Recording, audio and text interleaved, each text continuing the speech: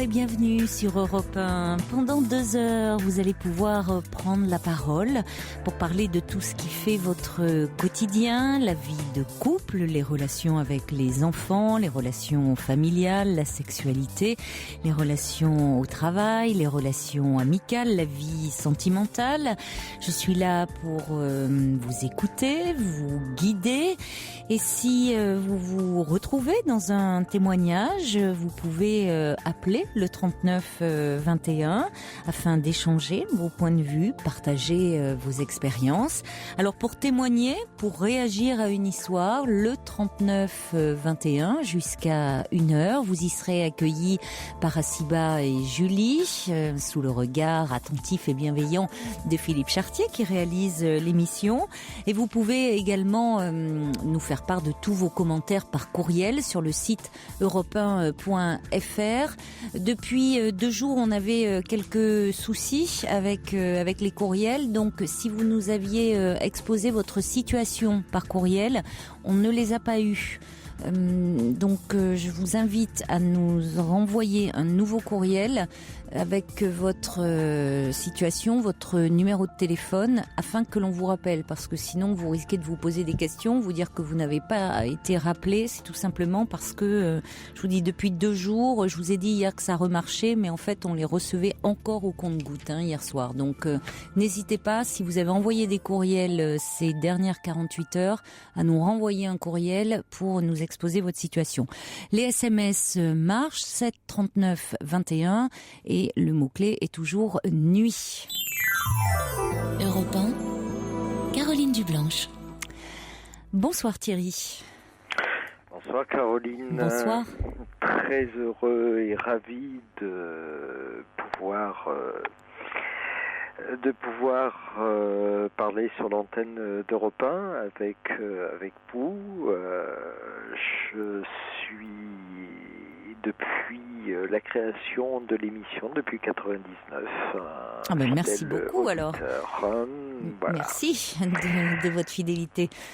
Alors, je tenais à faire une petite parenthèse avant la question que je voulais vous poser, le problème que je voulais vous expliquer. Petite parenthèse juste à propos de quelque chose dont on a parlé dans l'émission qui s'appelle le MDR. Oui, cette technique de mouvement oculaire. Exactement, bouger les yeux pour guérir l'esprit. C'est à peu près la définition française de l'EMDR. J'ai moi-même été dans une clinique psychiatrique et lors de mon séjour, j'ai eu deux interventions de MDR. D'accord.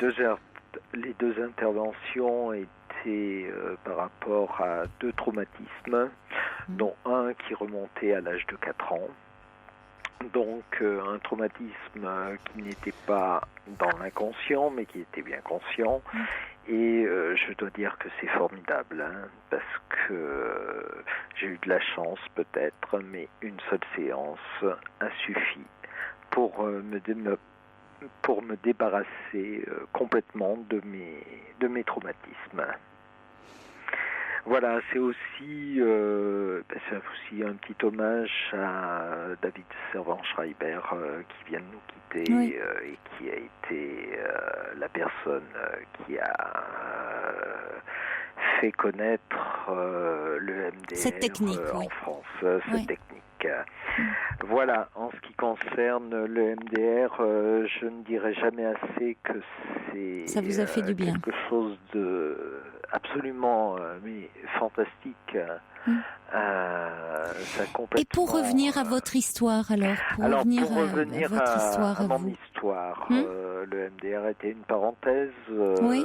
Je tenais quand même à souligner. Mon histoire, voilà. J'ai 51 ans, je suis gay, j'ai eu des relations qui ont duré assez longtemps. Et aujourd'hui, depuis le mois de février, je suis dans une relation avec une personne qui a 20 ans de moins que moi. Alors c'est quelque chose de nouveau parce que les personnes avec lesquelles j'ai vécu étaient sensiblement de mon âge. Oui.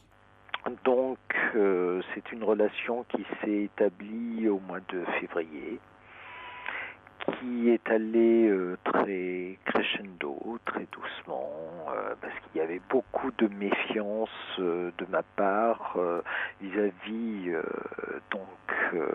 de cette personne qui avait 20 ans de moins que moi. Je me posais pas mal de problèmes, à savoir je ne voulais pas agir en tant que père. Je voulais pas qu'il y ait un transfert en tant que père. Et puis il y a aussi le problème, je dirais, le problème de l'argent. C'est quelque chose. Pourquoi ? Qu'est-ce qui se passe avec l'argent ? Eh bien, mon ami est une personne qui gagne modestement sa vie, qui a un travail qui est payé au SMIC, donc un petit salaire. Et il y a eu sans arrêt je dirais de sa part des positions vis-à-vis de son compte bancaire qui n'étaient pas confortables, positions que j'ai dû combler. Mais il vous le demandait ? Non. C'est vous qui l'avez fait ? Vraiment. Alors C'est pas vraiment ou oui ? fait. Parce que c'est là où il y a une ambiguïté. C'est oui ou pas vraiment ? C'est vraiment moi qui ai voulu le faire. Oui, mais là vous vous mettez dans une position particulière vis-à-vis de lui. C'est-à-dire qu'il ne me l'a jamais demandé, mais si vous voulez, il me l'a fait comprendre dans le sens où il était très anxieux de ce qui allait se passer. D'accord. Et c'est moi qui ai bien voulu, c'est vrai, le faire. D'accord. Et par contre, c'est quelque chose que je n'ai jamais connu avec les deux autres personnes qui ont partagé ma vie, puisqu'on partageait les loisirs et au niveau de l'argent, on partageait absolument tout. Et là, j'arrive à un point où je me sens vraiment en dehors de mes limites. C'est-à-dire qu'il m'est impossible de continuer dans cette. Mais quelle est votre relation ? Quelle est votre relation par ailleurs avec lui ? C'est une relation, c'est quelqu'un. Parce que là, vous me parlez, c'est quelqu'un que vous appréciez, mais vous êtes dans quel cadre ? Vous êtes dans une relation amoureuse ? Vous êtes dans une relation amicale ? J'arrive pas à situer. Oui. Je suis dans une relation amoureuse. Mais que se passe-t-il ? Parce que alors, qu'est-ce qui vous gêne ? La différence d'âge, le fait qu'il y ait une relation où vous lui donnez de l'argent parce que vous êtes dans une situation financière plus confortable que lui ? Tout à fait. Alors, et puis quoi d'autre ? Est-ce qu'il y a d'autres choses ? Oui, il y a une deuxième chose, c'est au niveau de la sexualité. Parce que c'est un garçon qui qui a subi des attouchements et voire plus lorsqu'il était jeune. Et il a un dégoût du sexe. Ça fait beaucoup, hein. C'est-à-dire un dégoût du sexe, il se refuse à toute sexualité. Vous avez une relation platonique. On peut le dire. Hein. Oui. Depuis février, je dois dire qu'il y a eu 3, je dirais, tentatives. Et malheureusement, ces tentatives ont été complètement négatives. Puisque moi, je suis dans une position où, sexuellement, avec lui, je m'ennuie. Ben oui, mais vous n'êtes pas au même niveau. Il y a un décalage total dans votre relation. Complet. Et le décalage, c'est pas tant la différence d'âge. Alors vous me parliez de cette fonction paternelle que vous craignez de prendre. Il y a ce rapport à l'argent qui peut le placer, lui, dans une position d'infériorité, où ça vous donne quand même un certain pouvoir sur lui. Tout à fait. Ça le place, lui, dans une position de dépendance. Vous, en lui donnant de l'argent, en comblant ses découvertes, c'est une façon de maintenir un lien. Et il y a cette absence de sexualité. Et pour quelle raison, me dites-vous ? Vous me dites, ce garçon a un dégoût de la sexualité parce qu'il a été abusé dans son enfance. Oui. Donc, ça pose la question du lien qu'il a aujourd'hui avec pas seulement vous, mais avec les hommes. Exactement. C'est-à-dire quelle est véritablement son identité, son orientation.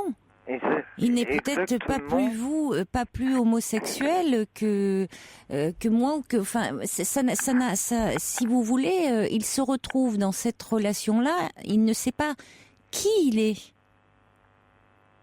Il va vers un homme qui, finalement, vous ne savez pas ce que vous représentez pour lui. Vous avez une attirance pour lui, c'est clair, vous avez du désir pour lui.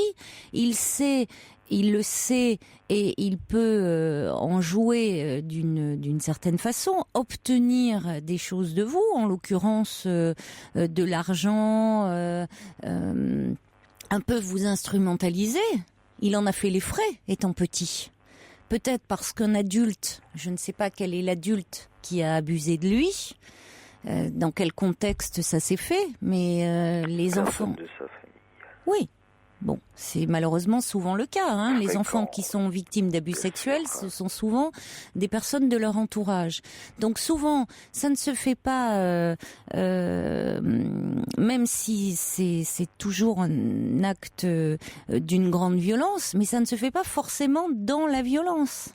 C'est-à-dire que sous couvert d'affection, l'enfant est en demande d'affection, est en demande de reconnaissance, et on utilise cette demande de l'enfant, on la pervertit, en tout cas l'adulte qui est pervers, pour parvenir à ses fins.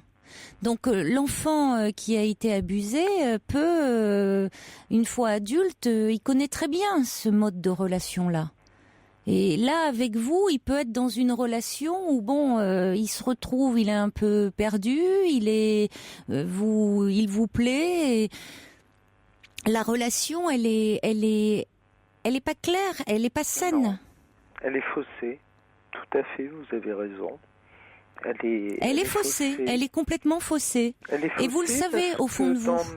Bien sûr, puisque lors de mes relations antérieures, il n'y a jamais eu ce problème d'argent. Oui, mais ce problème d'argent, ce problème d'argent est symptomatique d'autres problèmes. Est symptomatique d'un problème de relation de pouvoir, et ce pouvoir fait écho à un pouvoir d'autant plus terrible, qui est ce pouvoir qu'a subi cet homme, la domination sexuelle d'un adulte sur lui quand il était enfant. Donc qu'est-ce que vous faites dans cette histoire ? Eh bien, justement, Oui. je suis un peu perdu dans cette histoire. Oui, mais peut-être pas autant que lui. Donc vous avez, si vous voulez aider ce garçon, vous ne pouvez que l'aider en restant en dehors, mais certainement pas en voulant avoir une relation amoureuse avec lui, puisque de toute façon, vous ne pouvez pas, il n'y aura pas de sexualité avec lui. Et comment voulez-vous l'aider, puisque vous en êtes amoureux et que la réciproque n'est certainement pas vraie, ou en tout cas, de quel amour s'agit-il ? Si, je pense que la réciproque... Oui, mais je pense que vous l'aurez. Je pense que là, vous êtes en train de vous leurrer. Vous avez envie de croire ce que vous voulez croire. C'est que moi, je pense, au vu de ce que vous me dites, que cet homme, il est perdu et qu'il ne sait pas où il en est. Et que quelqu'un qui a... on peut toujours se poser la question chez un homme qui a été victime d'abus sexuels dans son enfance et qui se dirige après vers des relations homosexuelles, de sa véritable homosexualité. Ça ne veut pas dire qu'il est homosexuel. D'ailleurs, il n'a pas de relation sexuelle avec vous. Très peu, oui. Bah oui. Donc, je pense que vous ne voulez pas, vous n'avez pas envie de voir parce que vous avez ça vous arrange de penser que ce garçon partage vos sentiments. Je le pense. Je vais vous dire, Caroline, je le pense très pur. Mais dans sa façon de... Mais qu'est-ce que... Non, mais attendez, mais la pureté, vous savez, moi, ce concept, ça veut rien dire, la pureté. C'est un concept. La pureté, il y aurait des êtres purs comme ça et des êtres impurs. On a tous comme ça en nous des zones plus claires, des zones claires-obscures et des zones sombres. Donc ça vous arrange de voir cette partie-là en lui pure. Mais il y a quelque chose de plus sombre chez ce garçon, de plus problématique, de certainement en souffrance. Et moi j'ai envie de vous dire que si vous voulez vraiment aider cet homme, il faudrait lui dire, vous voyez, j'alterne d'ailleurs entre garçon et homme, parce que bon, il a quoi, 31 ans ? 30 ans. Il faudrait vraiment qu'il se fasse aider. 31 ans. S'il n'a pas déjà fait. Mais c'est pas vous qui pouvez l'aider. C'est ce que je lui ai conseillé. Bah oui. Mais bien sûr. Et vous prenez du recul. Et je ne veux pas être jouer le psychiatre. Mais vous pouvez ni jouer le psychiatre ni jouer le père. Je ne suis pas psychiatre. Je suis ni père ni psychiatre. Ben non, ni amant. Non. Alors. Donc réfléchissez sur la place que vous occupez. Si vous voulez être un compte en banque, oui, vous pouvez tenir ce rôle-là. Ça vous donne un pouvoir sur lui. Ah non. Ça, je m'y refuse. Mais c'est ce que vous faites. Je vous dis que... C'est ce que vous faites en comblant ces découverts. Ah oui, mais jusqu'à une certaine limite. Ouais. Et là, après, je pense on se fixe des limites. En dehors de mes limites. Réfléchissez-y en tout cas. Voilà ce que je pouvais vous dire par rapport à votre situation. Eh bien, écoutez, Caroline, je vous remercie du conseil. Je vous en prie. Je vous remercie et je vous souhaite une bonne soirée. Bonne soirée. Au revoir, Merci, Thierry. Caroline. Au revoir. Message qui arrive au 7 39 21 pour Thierry qui dit vous dites aimer cet homme, mais c'est votre désir qui prend le pas sur la réalité. Aidez-le à vous quitter et vivez un amour vrai ailleurs. Bonsoir Laura. Oui, bonsoir Caroline. Bonsoir. Je vous appelle parce qu'il m'arrive quelque chose d'assez fâcheux dans le cadre de mon travail. Donc je suis professeure et à l'université. Oui. Et donc il y a eu la rentrée il y a pas longtemps. Et pendant mon premier cours, il y a un homme qui est rentré dans ma classe en me disant qu'il ne venait juste qu'une seule fois qu'il venait juste assister à une fois à mon cours et qu'il allait partir.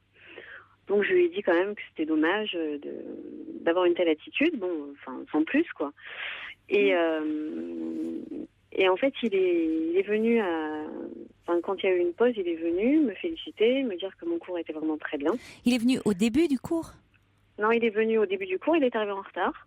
Et après, il y a une pause, vous savez, entre les 2 heures, il y a une pause. Donc, il est venu à la pause en se présentant et en disant qu'en fait, il accompagnait un de ses parents qui assistait à mon cours. Oui. Il me dit, voilà, j'accompagne un de mes parents, mais en fait, je suis pas un étudiant, quoi. Et il m'a félicité, il m'a dit que mon cours était génial, qu'il reviendrait et que c'était vraiment très, très bien.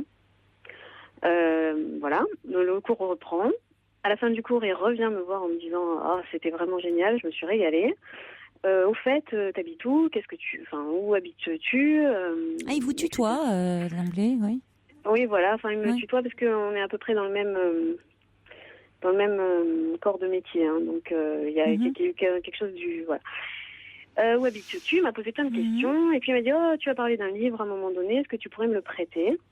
Je fais, ma foi, je ne l'ai pas chez moi, il faudrait que je le commande. Je te le prêterai, il faut que je le commande, mais je te le passerai. D'accord.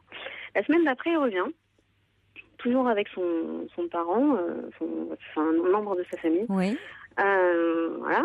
Là, évidemment, je me suis quand même dit, peut-être qu'il a craqué un peu sur moi, parce que ça me paraît un peu gros. Oui. Il y a une façon aussi assez insistante de me regarder. Donc là, j'ai quand même, je suis là pour travailler, je suis pas là pour draguer, hein. Donc je fais mon travail sérieusement. Il est en face de moi, je fais comme si c'est pas que je l'ignore, mais je fais mon travail, quoi, hein, sérieusement. Et puis voyant que je lui accordais pas d'importance, il a commencé à lever la main, à poser des questions, à me taquiner un peu. Oh, vous avez oublié oh, vous venez de vous trahir, madame. Vous avez répondu faux, vous posez une question, mais vous venez de répondre à votre question. Vous voyez, des choses comme ça. Voilà, donc ça m'a un peu, au bout d'un moment, ça m'a un peu gonflé, quoi. Oui. Et puis il est parti. Alors il a fait un peu le mariole. Moi j'ai vu ça comme ça. Hein. Oui, oui. Il m'a un peu taquiné. Il a fait un peu son intéressant. Et puis à la fin de l'heure, il s'en va. Au revoir. Merci, au revoir. D'accord. La semaine dernière, donc c'est la 3e fois que je le vois. Dites-moi pour quelqu'un qui ne devait pas revenir. Hein. Oui, il revient. Oui. La 3e fois, c'est la dernière fois que je le vois. Donc entre-temps, je lui ai quand même prêté les bouquins qu'il voulait. Oui. En sachant qu'il me seconde quand même dans mes cours. Des fois, il m'aide. Il est attentif, prévenant, sympa. Bien, quoi. C'est un mec bien. Voilà. Dernier cours. Je fais mon cours. Je lui apporte il devait me prêter un bouquin, mais qu'il a oublié. Je lui prête ce qu'il me demande. Puis nous discutons. Oui. Là, il me parle un peu de sa vie. Je lui pose quelques questions. Il me dit, en fait, je suis homosexuelle. J'ai connu des femmes quand j'avais 20 ans. Oui. Et puis, un jour, je suis tombée fou amoureux d'un homme. Et ça fait 10 ans que je suis avec lui. Mais il travaille à Londres. Il a quel âge, cet homme ? Il a 30 ans. J'en ai 29. Ah oui. Ça fait 10 ans qu'il est avec cet homme ? Ça fait, un peu moins de 10 ans, on va dire. Dites-moi, il m'explique, Alors, il m'explique qu'il a eu qu'il a eu des femmes, il a eu des relations hétérosexuelles quand il avait 20 ans à peu près. Et puis d'un coup, il est tombé sur cet homme et, mon Dieu, ça a été le grand amour. D'accord. Sauf qu'il vit pas avec. Son compagnon, donc, travaille à Londres dans un organisme international qui ne peut pas déménager, hein, je veux dire, c'est pas possible puisque nous habitons, le lieu où lui habite ne peut pas comporter un tel organisme. Oui. Ok. Là-dessus, il me demande mon numéro de portable, il m'invite à boire un verre. Après vous avoir dit tout ça ? Oui. Ouais. C'était la première fois qu'il vous invitait en dehors de la fac ? Oui. Et ça fait, en tout et pour tout, j'ai dû lui parler 1 demi-heure, en totalité. Bizarrement, alors je ne sais pas si je me fais que des films. J'ai le sentiment de lui plaire physiquement. Intellectuellement, je pense que il aime bien ce que je représente, parce que je suis une professeure assez compétente et j'ai un charisme, j'ai un certain charisme, on va dire. Et je suis Je me demande si j'ai pas affaire à un pervers. Je me pose la question. À quelqu'un qui est, en tout cas, pas clair. Pourquoi pas que, clair, oui, mais pourquoi pervers? Je sais pas. Pas forcément pervers, mais ça me paraît... je tombe un peu des nues dans la mesure où il a certainement perçu que je l'aimais bien. J'ai de la Il vous sympathie plaît, pour lui. il vous plaît, vous l'aimez plus que bien, vous êtes oui. sous le charme. Oui. Oui. Oui. Voilà, Il vous et je plaît. pense qu'il l'a perçu. Ah bah Alors, oui. moi, je n'ai rien dit. Moi, je n'ai absolument pas... Oui, je pense mais qu'il l'a vu. certainement. Certainement. Et Ça, on peut le penser. Hein. Il a bien vu que le charme agit, comme dit Osiris, là. Sinon, il ne serait pas revenu comme ça. Et c'est quelqu'un qui, à mon avis, joue très bien de ça. Il doit être dans son comportement, on le sent très à l'aise dans la séduction. Il faut y aller, se présenter comme ça, venir à vous.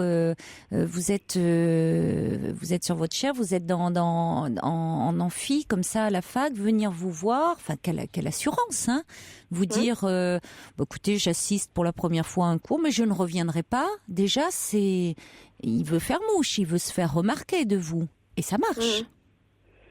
Alors oui, alors en fait il disait j'accompagne un de mes parents, ce qui est vrai. Mais il est très à l'aise. Non mais bien sûr, mais il y a un contexte, mais il faut oser. Il est très audacieux. Il n'a pas peur. Et d'ailleurs, on le dit, la chance sourit aux audacieux. Il a pas peur. Non, il a pas Alors peur. après, de deux choses l'une, soit son coup de se faire passer, il peut se faire passer pour un homosexuel, ce qu'il est pas du tout, parce que ça peut être une parade, finalement, comme ça il s'approche de vous sans vous faire peur. C'est très risqué. C'est très risqué parce que vous pourriez vous dire, si cet homme est homosexuel, je ne vois pas pourquoi je vous fermez toutes les portes. Mais s'il est très joueur, il peut aussi savoir que certaines femmes peuvent se dire, mais je vais le faire changer d'avis, surtout s'il sent que vous êtes déjà sous le charme et que il a affaire aussi à quelqu'un qui a envie de jouer. Donc ça peut être, vous voyez, quelqu'un, ça peut aller très loin. Ou alors, il peut avoir effectivement une relation avec un homme. Et ça ne l'empêche pas, par ailleurs, de vous trouver charmante et d'avoir une relation avec vous, d'aimer cet homme et d'avoir une relation avec vous. Non, mais selon vous, quand même, de sa part, il y a une ambiguïté dans sa façon d'agir. Mais bien sûr. D'accord. Pourquoi moi, votre question, c'est Non, mais moi, je fais quoi? C'est-à-dire, moi, ça vous appartient. Et ouais, mais Angie dit déjà, est-ce que vous lui avez donné votre numéro de portable? Elle me pose une question. Il me l'a demandé, je lui ai donné. Ouais. Et il m'a envoyé un texto pendant le cours. Oui, mais voilà. Alors il y a Hicham de Pontoise qui dit cet homme peut être fou, amoureux de son compagnon, comme il vous le dit. Après tout, prenons-le au mot. Pourquoi mentirait-il? Bon. Mais il peut vous désirer, vous, physiquement, comme un fou, également. C'est pas incompatible, Et ouais, mais bon. Ouais. Je suis très embêtée. Je me demande si j'ai... Parce que je connais des personnes qui sont homosexuelles qui m'ont dit fais attention, parce que fais très attention. Il peut vouloir se payer juste un extra. Alors, hétérosexuel, mais je sais pas. C'est bizarre. Et c'est bizarre de balancer comme ça au bout de 3 fois. Oui. J'ai quelqu'un depuis longtemps, je suis homo. Oui. Il habite à l'autre bout de la planète. Oui, ça veut dire aussi bizarre, je suis relativement disponible. Il est loin. Bizarre, ça. Non, c'est pas bizarre. Non, Laura. Non, c'est pas bizarre. Ça peut dire aussi qu'il est relativement disponible. Son ami n'est pas là tous les jours présent. Il n'est pas dans son quotidien. Donc il est relativement disponible. C'est comme s'il me disait je suis mariée avec une femme, je suis mariée. C'est comme s'il me disait je suis mariée, mais tu me fais bien, viens on va boire un verre. C'est ça, c'est exactement l'équivalent. Oui. C'est ça. Donc moi je suis très. Oui, il n'est pas marié. Il n'est pas marié. Voilà. Il est paxé, je crois. Ça. Oui. Non, mais moi, je peux très bien dire, moi, j'ai des principes, je vais pas avoir des verres avec des gens mariés. Point. Homo ou pas homo. Vous pourriez le dire, mais... Mais quoi? Mais votre désir vous pousse ailleurs. Mais bien sûr que vous pourriez le dire, oui. En fait, ce qui est bizarre, c'est que la première fois qu'il est venu me parler, avec beaucoup d'assurance et beaucoup de... avec quelque chose de... J'ai lu dans son regard, je ne sais pas si j'ai inventé, mais j'ai lu dans son regard la volonté de m'avoir, quoi. J'ai lu dans son regard, je te veux. Mais je n'en doute pas. Donc il est très déterminé, et c'est ce qui vous plaît. D'habitude, je fais plutôt peur aux hommes. Mais justement, il n'a pas peur, celui-là.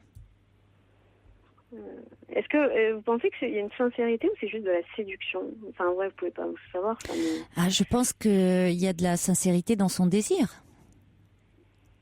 Et moi, je fais quoi? Mais la séduction est en leurre. Hein. C'est bon. Je fais quoi? Mais attendez, mais moi, je fais quoi? Tout dépend si vous après vous êtes, on le sent bien, tiraillé entre vos principes. Bien sûr. Qui sont que cet homme a peut-être une relation. Il est engagé ailleurs avec un homme, qui plus est. Et en même temps, le désir que vous avez également de lui. Non, mais moi, je peux très bien rationaliser mon comportement. Hein. Je veux dire, moi, quand il m'a dit j'entends que vous pouvez. Vous êtes tiraillé aussi entre certainement ces deux parties de votre personnalité, une partie certainement très rationnelle et une partie qu'on entend beaucoup plus passionnelle et pulsionnelle. Et que cet homme met à jour. Et c'est pour ça que c'est compliqué et que vous n'arrêtez pas de me dire je fais quoi. Parce que il y a cette partie passionnelle qui demanderait à s'exprimer. Et où vous avez bien conscience que cette relation ne vous mènerait pas forcément à quelque chose de très suivi. Et en même temps, vous n'en savez rien. Parce que vous pouvez, en vivant quelque chose avec lui d'une rencontre, en acceptant ce qu'il vous propose, en suivant votre désir, découvrir quelque chose et vivre peut-être ce qui sera plus qu'une aventure et peut-être une histoire. Après tout, vous ne savez pas. On ne sait jamais où ça peut mener, ce genre de rencontre. Après, imaginons qu'il soit hétérosexuel, qu'il m'a raconté une craque. Oui. Peut-être que ça l'a énervé de se dire finalement, je me suis beaucoup mise à nu en proposant des échanges comme ça, intellectuels. Peut-être qu'il a trouvé ça pour une parade, pour je suis pas celui que tu crois, je suis pas à tes pieds. Je sais pas, je me pose la question. Moi, vraiment, je suis incrédule. C'est-à-dire, je suis vraiment incrédule, quoi. J'ai du mal à croire que... Après, on n'est pas dans la caricature des homosexuels, loin de là, mais je sais pas, il y a quelque chose qui cloche. Je sais pas quoi, mais il y a quelque chose qui cloche, je sais pas. Ça me paraît tellement... Mais ce désir qu'il a de vous et cette relation dont il vous parle d'attachement à un homme. Mais bon, en même temps, le désir le porte vers vous. Alors, après, où ça peut mener, je ne sais pas. Mais ce qui est interrogé, c'est plus votre désir à vous et puis accepter que vous avez cette partie très rationnelle, cette partie plus passionnelle et puis concilier les deux. Et puis peut-être parfois, il y a des moments où vous pouvez faire appel à votre partie plus rationnelle et puis d'autres moments... une dimension plus pulsionnelle. Moi, je ne peux pas vous dire autre chose, là. Les connaissances, ce sera ma dernière question que j'ai, qui sont homosexuels, me disent un homme qui a eu des... Déjà, ils m'ont dit, non, mais ça, c'est pas vrai, c'est l'idée qu'ils ont eu des femmes avant et que d'un coup, ils sont tombés sur un homme avec le grand amour. Ça, c'est un cliché. Et, enfin, les homos que je connais, ils m'ont dit ça, c'est cliché, c'est gros comme une maison. Enfin, c'est louche que ça en peut plus. Le coup de mon mec, il est hyper loin. Ils m'ont dit ça aussi, c'est méga louche. Mais là, vous cherchez à vous rassurer. Rationaliser en interrogeant des homos qui vous font part de leur parcours. Moi, je sais pas. J'aime pas catégoriser les gens, les mettre dans des cases. Les homos sont comme ça, les hétéros sont comme ça, les bis sont comme ça. Je ne sais pas. Alors lui, je sais que le désir. Je ne sais. Justement, je vous dis à l'instant, Laura, que je n'aime pas catégoriser les gens. Alors, je sais bien que ça rassurerait votre votre dimension beaucoup plus rationnelle.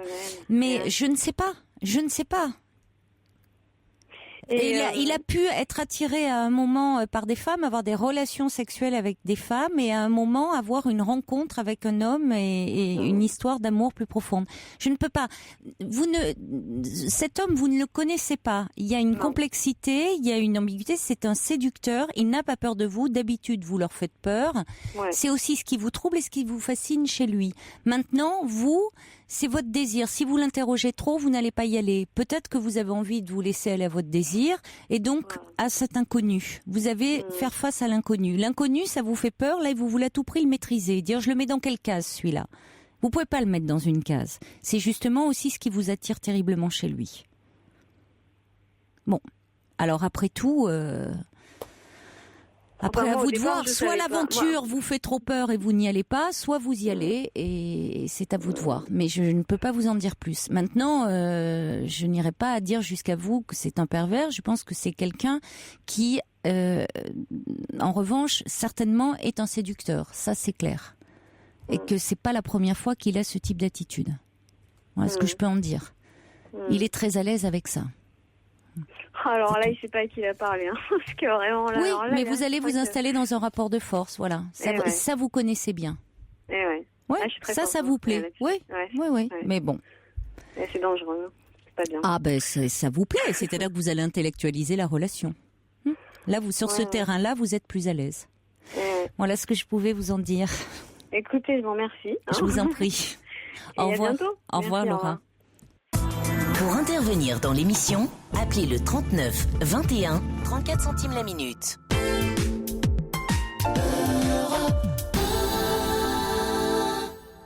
Bonsoir Marie. Bonsoir. Bonsoir. Bonsoir, je suis fidèle auditrice de votre émission. Merci. Et de la radio en général. Je suis contente de pouvoir profiter de vos bons conseils que vous donnez de votre douce voix. Voilà, donc je vous dis ce qu'il en est. Bien sûr, je vous écoute. Je suis la grand-mère de plusieurs petites filles, donc, et je voudrais vous parler de l'une d'entre elles. Oui. C'est une adorable fillette de 3 ans et demi qui vit dans une famille qui, je pense, est équilibrée. C'est ma fille qui est sa maman. Et que je qualifierais de privilégiée presque. C'est une famille où je pense qu'il n'y a pas de problème majeur. Elle a une grande sœur qui a 7 ans. Elle est très dégourdie, cette petite. Elle est vraisemblablement très intelligente. Elle est surtout très entière dans ses réactions et elle est exigeante lorsqu'elle désire quelque chose. Ce qui la rend à certains moments emportée, presque brusque. Voilà. Alors elle parle souvent des amoureux qu'elle a à l'école. Bon, elle a l'air assez branchée là-dessus. Et jusqu'en décembre dernier, elle a sucé une sucette avec un doudou. D'accord. Et voilà, donc elle a abandonné ou qu'on a fait en sorte qu'elle abandonne à ce moment-là. Le problème est le suivant, c'est que depuis quelque temps, elle a adopté de plus en plus souvent, lorsqu'elle est assise, l'habitude de se trémousser sur son petit derrière. Et à ce moment-là, elle entre dans un état qui la rend toute bizarre. De sorte que, par exemple, si je la surprends, elle est absorbée dans ce qu'elle fait, et comme si elle était en flagrant délit. Et alors, à ce moment-là, elle me regarde fixement, comme si elle savait que j'ai compris quelque chose par rapport à son attitude. Manifestement, elle ne veut pas être dérangée dans ces moments-là. Ah ben non. Et si sa maman insiste, par exemple, pour qu'elle sorte de la voiture, souvent c'est dans la voiture, dans le siège de voiture, elle dit vouloir y rester pour faire une petite sieste. Mais elle est maligne, cette petite fille. C'est peu de le dire. Oui. Et de même, elle reste assise encore quelque temps sur une chaise, alors que c'est le moment d'en descendre. Voilà. Oui, alors, donc elle est dans une activité, on l'aura compris, auto-érotique. Mais oui, c'est ça, sûrement, une activité. Je suppose que c'est ça. On peut penser si elle... c'est récent, ça. Mais ça fait quand même quelque temps que moi je la vois pas très souvent, mais voilà. Elle découvre, elle découvre effectivement que en étant assise et en se trémoussant, comme vous dites, ça procure des sensations agréables. Alors, elle est passée de la sucette avec le doudou qu'elle a lâché. Elle ne je tient pense plus. Que ça n'est pas. Pas tout à fait. Ce n'est pas elle qui a. Voilà, je pense qu'on a peut-être insisté pour. Voilà, comme ça se passe un peu dans les familles. Oui, parce que j'allais demander, est-ce que. Oui, comment ça s'est fait parce qu'elle est petite encore, elle a 3 ans. Voilà. Donc, pourquoi elle a plus de doudou, de sucette, là? Plus du tout? Plus du tout, voilà. Ouais, je l'ai vue encore un moment avec son doudou. Ouais. C'est vrai qu'elle avait des mouvements un peu brusques, elle le tirait, voilà, on sent qu'elle était sous pression. Peu importe, oui, mais ça l'apaisait. Voilà, peut-être, oui. Et puis bon, voilà. Oui, mais alors ça c'est important parce que c'était si vous voulez, les mouvements, le brusque qu'elle avait parfois avec son doudou, c'était une façon pour elle de décharger une tension. Soit c'est le doudou qu'on va câliner, contre lequel on va se rassurer, qu'on va téter, on va respirer une odeur comme ça familière, puis parfois qu'on va un peu malmener, mais qui va sécuriser, qui est un exutoire à certains moments, soit qui sécurise, soit qui est un exutoire, enfin bon. C'est vrai que et ça arrive, ça, et vous faites bien de me donner cette précision, Marie, parce que il arrive qu'à un moment, les parents décident un peu trop rapidement que maintenant, ça y est, l'enfant est grand et qu'il doit abandonner la sucette, le doudou, parce que ça fait trop bébé. Et en cela, encouragé par les pédiatres, les pédopsychiatres, c'est vrai que les parents maintenant, c'est pas facile. Pour les parents, je trouve, parce qu'ils sont extrêmement guidés et qu'il y a plusieurs écoles. Il n'y a pas 2 écoles, il y en a plein. Il y a des écoles qui disent, des courants de pensée qui disent bon, à un moment l'enfant est grand, il faut lui enlever tout ce qui le ramène trop au côté bébé. Il y a d'autres écoles qui disent que on peut quand même accepter. Alors c'est vrai que la sucette c'est pas très bon pour tous les dentistes, orthodontistes diront pour les dents. Hein, c'est pas un problème pour elle. Je pense. Bon, mais c'est le doudou. On peut le garder au-delà de 3 ans quand même, notamment, vous voyez, pas tout le temps. C'est-à-dire que, évidemment, à l'entrée à l'école, si elle est à l'école, ils n'en veulent plus. Ils n'en veulent plus. Donc, à l'école, bon, évidemment, pas de doudou.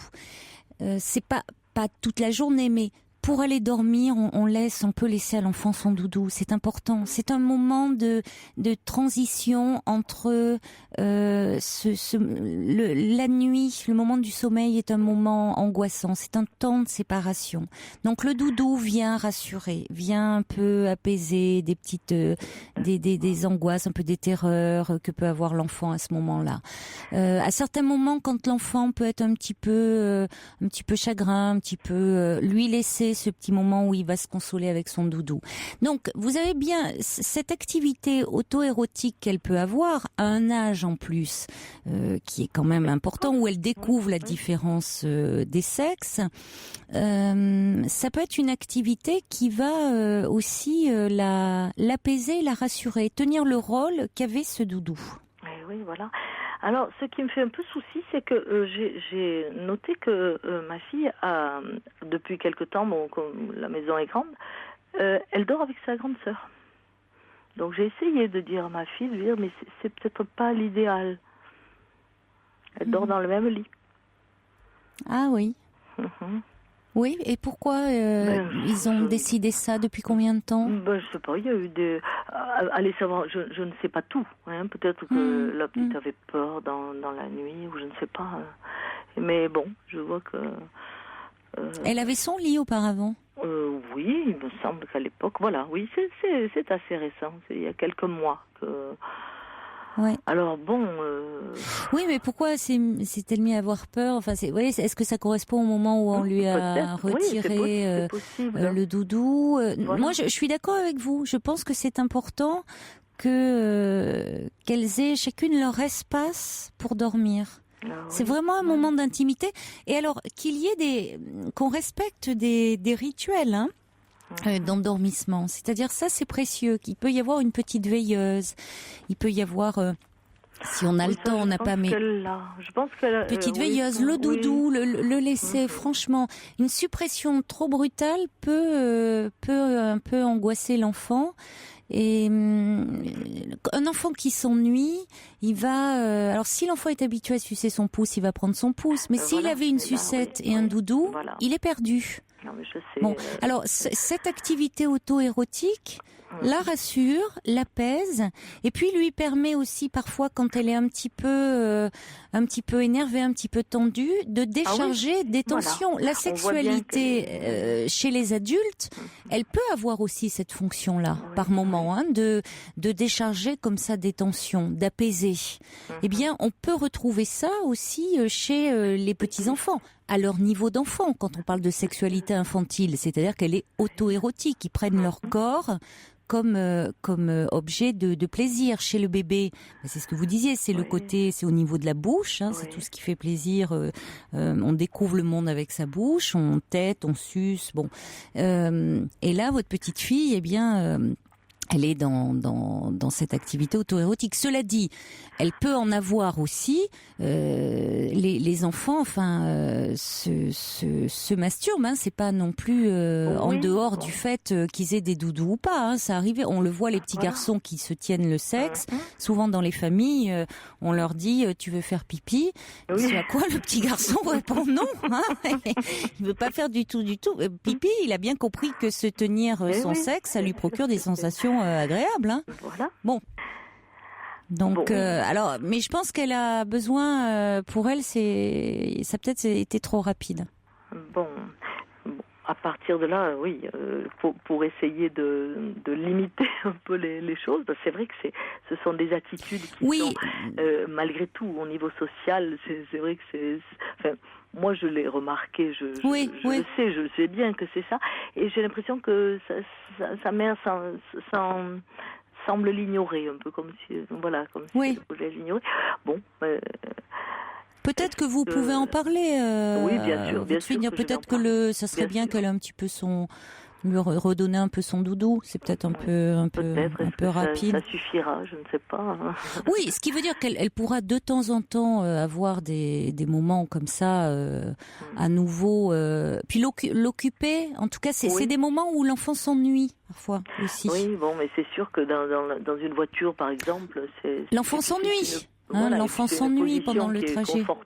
C'est une position confortable. Bon, et puis bon, mais elle aurait son doudou, elle têterait son doudou. Peut-être, oui. Cela dit, elle peut têter son doudou et puis elle peut faire les deux en même temps. Hein. Après tout, là où il y a de la gêne, il n'y a pas de plaisir. Hein. Donc bon. Hein. Si on admet la chose. Oui, voilà. Bien. Ce que dit le subversif, c'est le symptôme du sevrage soudain et brutal. Il s'agit de sevrer très doucement, très graduellement. Oui. Elle est un petit peu angoissée. Ou alors lorsqu'on est plus âgé. Enfin, effectivement, parce qu'ils ont 7 ans, c'est plus facile. Enfin, c'est plus facile de rentrer dans le côté psychologique de la responsabilisation pour ce genre de suppression, quoi. Oui, ça se fait toujours. Le sevrage, il faut toujours que ça se fasse un peu graduellement. Mais c'est bien parce que ça nous a donné, ça nous a permis avec vous d'en parler. Jamais supprimer brutalement. Voilà, parce que après, du coup, vous voyez, parfois on rattrape on garde comme ça des fixations à l'oralité. Les fumeurs connaissent bien ça. Hein, on se rattrape avec la cigarette, avec parfois c'est la nourriture, c'est des choses comme ça. Les ongles, vous voyez, oui, parce qu'on peut pas avoir des activités auto-érotiques comme ça partout. Hein, ça ferait. Mais il y a des troubles à l'ordre public sinon. Mais un enfant de 3 ans ne ne le comprend pas, ça. Mais bien sûr que non. C'est pour ça que Freud disait que c'était des petits pervers polymorphes, parce que eux et tout leur corps était source de plaisir, bien sûr. Bien sûr, c'était uniquement dans ce sens-là qu'il le disait. Est-ce qu'au niveau social, l'entourage peut accepter ça?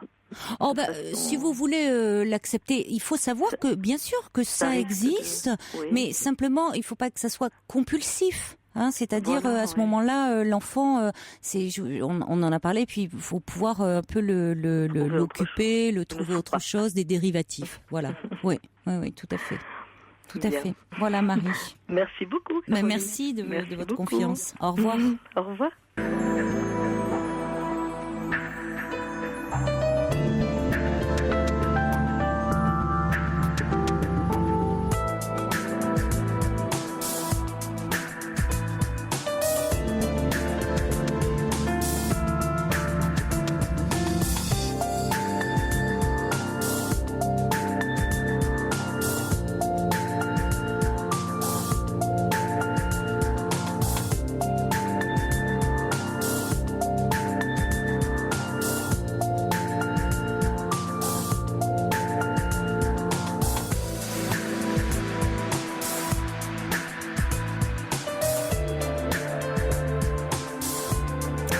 Bienvenue à vous si vous nous rejoignez sur Europe 1. Cette émission est la vôtre. Vous pouvez aborder tous les sujets qui vous tiennent à cœur, me poser toutes les questions qui vous préoccupent en appelant le 39 21. Vous pouvez également envoyer vos messages au 7 39 21 en commençant vos messages par le mot nuit. Et tout de suite, nous allons accueillir Cécile. Bonsoir Cécile. Oui, bonsoir. Bonsoir. Merci de me prendre à l'antenne. Mais je vous en prie. Vous avez un souci. La situation n'est pas facile à expliquer parce que je peux pas en parler autour de moi, dans ma famille ou à mes collègues ou autres. Disons que ça fait 2 ans que je travaille dans une société et comment expliquer disons que j'ai lié pas une complicité, mais j'ai lié un lien. J'ai un lien avec mon employeur qui m'a recruté. Et de fil en aiguille, en 2 ans, il a commencé à m'écrire des textos. Et aujourd'hui, disons que je suis dans une ambiguïté totale parce que je sais plus comment interpréter ces messages. Moi, je suis mariée avec des enfants, lui également. Il n'y a jamais eu aucun sous-entendu direct, mais comment expliquer les messages qu'il me laisse, moi je réponds pas directement, soit je dis merci, ou je fais celle qui ne répond pas, parce que c'est essentiellement par texto. Alors quel genre de message vous laisse-t-il ? Alors, il me laisse ce genre de message du style que je suis charmante, que je lui manque, qu'il pense à moi. Oui, c'est très intime. Voilà, c'est très intime et il me raconte un petit peu sa vie. Par exemple, là, je sais qu'il est en vacances. Quand il m'a annoncé ses vacances, il m'a dit que je pouvais quand même lui écrire, que j'allais lui manquer. Qu'il pense. Là, il m'a envoyé un texto il y a quelques jours pour me dire qu'il pensait toujours à moi. Et ce qui m'a le plus embêté ces derniers temps, c'est qu'il me dit beaucoup qu'il m'aime. Alors après, je ne sais pas comment l'interpréter. Toujours par texto ? Toujours par texto. Et ce n'est jamais. Il vous voit. Il me vous voit tout le temps. Et lorsque vous voyez. Oui. Comment se comporte-t-il avec vous ? Eh ben, c'est pour ça que justement je suis très embêtée parce qu'il se comporte très bien. Il n'a jamais eu aucun geste. Alors c'est intéressant et cela vous embête ? Ça m'embête parce que je ne sais pas sur quel pied marcher avec lui. Mais que voulez-vous, vous ? Ah ben moi rien du tout. Non, parce que justement là vos propos pourraient laisser entendre le contraire. Ah non, non, pas du tout. Alors là, franchement, moi, je suis très bien avec mon mari, avec mes enfants. D'accord. c'est surtout par rapport à mon emploi, quoi. Je soit faire la sourde oreille et ne pas le fâcher, entre parenthèses, ne pas le vexer s'il y avait quelque part de sa part à lui. Comment dire, ou alors éventuellement me dire de lui faire comprendre que je rentre pas dans son jeu et éventuellement en avoir des conséquences sur mon travail, quoi. Je sais pas du tout comment réagir. Pour l'instant, je ne vous avez pas, peur, j'esquive un maximum. Vous avez peur de perdre votre place concrètement. Bah voilà, c'est ça. J'ai peur qu'après il rentre dans un jeu pas de harcèlement parce qu'il m'a jamais fait rien entendre, mais quand on dit je vous aime, je sais pas, moi je vous aime ou vous êtes mon rayon de soleil, je sais pas, ça me laisse un petit peu perplexe. Il y a de quoi, de toute façon, même le fait que vous allez me manquer, je pense à vous, vous êtes charmante, voilà, je vous aime, vous êtes mon rayon de soleil. Bon, il y a très clairement, il est dans une relation qui dépasse complètement le cadre professionnel. Alors, ce qui sent, non, Cécile, là, parce qu'on s'est jamais vu en dehors du travail. Jamais. Oui. Alors, il fantasme sur vous. Il fantasme sur vous et vous ne savez pas comment vous comporter parce que vous dites que si vous coupez la boîte à fantasmes, vous avez peur de représailles. Voilà, exactement. C'est-à-dire que perdre votre place en même temps, perdre votre place ou en tout cas peut-être rétrograder. Bien fermé, quoi. Enfin, je veux dire plus de, me faire des barrages au niveau de mon emploi, quoi. Parce qu'on travaille dans le même secteur, c'est quand même mon employeur qui fait mes plannings.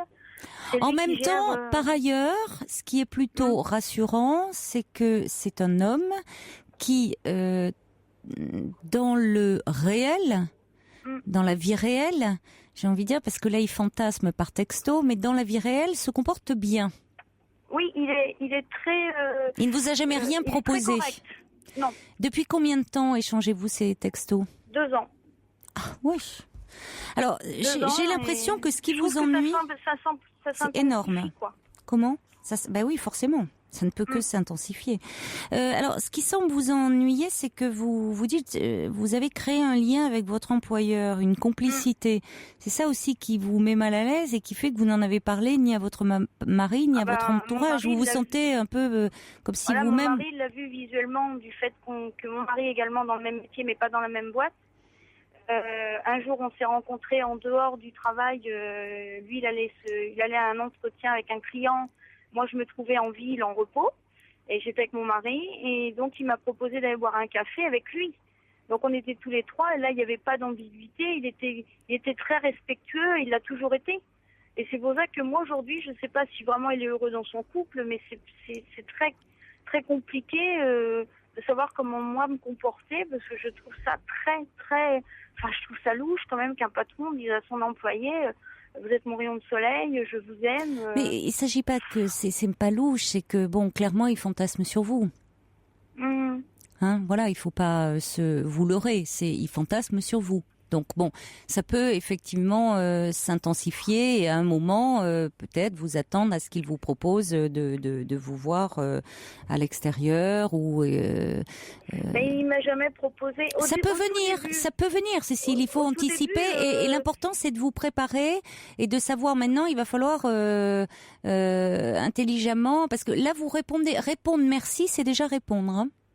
Ben oui, parce que je me dis si je fais l'absente, il peut mal le prendre. C'est vrai que je suis à l'idée de me dire qu'ils le prennent mal ou oui, mais à un moment, si le problème, c'est que vous dites, vous êtes dans une situation, vous avez l'impression, voilà, d'être dans une impasse, parce que vous avez peur qu'ils le prennent mal. Alors. Vous répondez, mais à force je réponds de manière à soit. Oui, non, mais Cécile. De manière à ce que ça soit fermé. Attendez, est-ce que je peux Oui, mais répondre relance son désir. Donc répondre lui permet de vous répondre en retour et de relancer la dynamique du désir chez cet homme.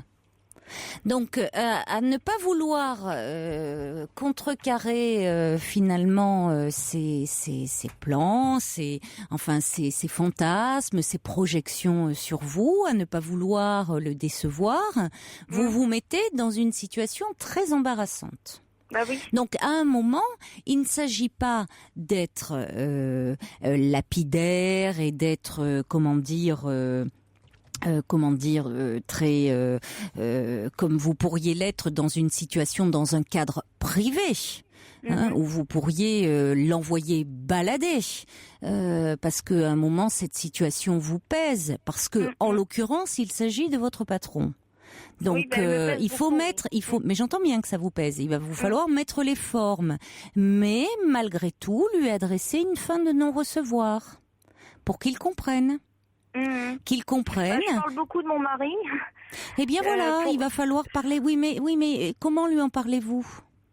Eh ben quand je lui dis par exemple que je suis contente de le retrouver après mon service. Oui, mais si des fois il me dit qu'avez-vous prévu ce week-end, je lui dis bon on va se retrouver en amoureux avec mon mari, tout ça. Voilà, je mets les choses de manière à ce qu'il comprenne qu'il n'est pas dans mes pensées à moi, mais que je suis avec les pensées de mon mari.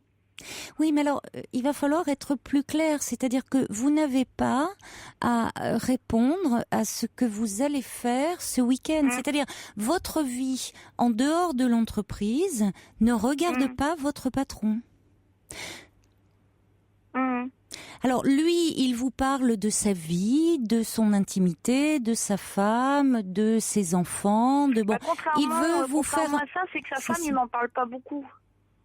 Bon, je croyais que je voyais là sur votre fiche qu'il vous parlait aussi de sa femme. Sa vie, il me parle, admettons qu'il va faire des travaux chez lui pendant ses vacances. Cela dit, c'est pas très étonnant qu'il vous parle pas de sa femme en même temps, puisqu'il fantasme sur vous. Tiens, vous recevez un texto de sa part là. Je sais qu'il m'a montré les photos de son dernier qui est arrivé. Il m'avait préparé un petit ballotin de son baptême. Enfin bon, je sais plus. Bon, écoutez, qu'est-ce que vous souhaitez? Que cette situation s'arrête ou pas? Moi, je veux rester bien avec lui parce que c'est dans le cadre de travail et que mon travail. Oui, mais vous allez pas pouvoir à un moment c'est pas clair non plus dans votre tête. J'ai l'impression. C'est pas clair. Donc.